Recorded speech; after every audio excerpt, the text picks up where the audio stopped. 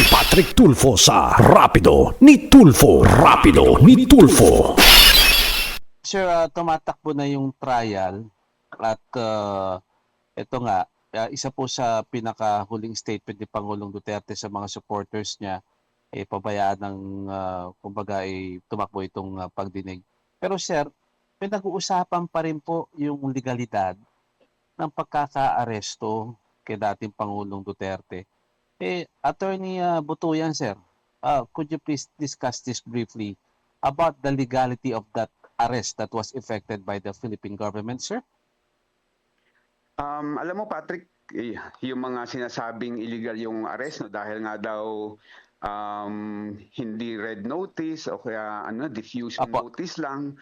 Alam mo yung parang agency lang yan. Wala namang issue ng warrant of arrest.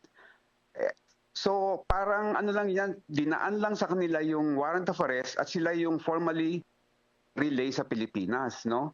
So whether it's a red notice or diffusion notice, wala hong issue doon, no? Ang issue is valid ba o hindi yung warrant of arrest. Yung warrant of arrest ng ICC, lumabas yan after so many years of investigation, 4 o 5 taon yata na inimbestigahan yan, no? So talagang yung warrant of arrest na in-issue. And meron tayong domestic na batas, yung Republic Act 9851, na meron hong kapangyarihan, may discretion yung ating gobyerno na isurrender directly sa ICC yung akusado ng kagaya ni Mr. Duterte. Ito sa ating domestic law, no? Ngayon sinasabi rin nila na bakit hindi dumaan sa korte sa atin ayon dun sa may batas ng ICC, no, sa Rome Statute. Alam niyo, nagkaroon na ng desisyon yung ICC sa isang kaso, ng Ongwen case. Sinabi ng ICC na walang vested right doon sa may process, no, na pagdaan sa local court ang sino mga akusado. For as long as nasunod yung lahat ng substance, yung substance nung Rome Statute, valid ho yung arrest. Ngayon, dumaan ba sa sustansya ng Rome Statute? Unang-una, valid yung warrant of arrest. After so many years, in-issue yun, no? Pangalawa, binasahan ng Miranda rights si Pangulong Duterte. Pangatlo, nandun yung mga abogado niya, no? And pang-apat, hindi naman siya sinaktan.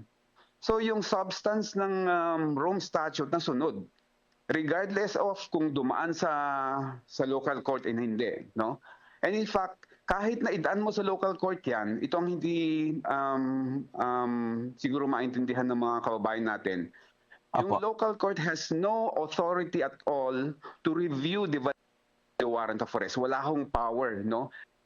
Ang local court is siguraduhin na yung naaresto, yun ba yung nakalagay sa warrant of arrest? Pangalawa, kung yung kanyang rights pursuant to our domestic law ay nasunod. Yun yung Miranda rights sa kanya, nasunod naman. So wala hong invalidity na nangyari.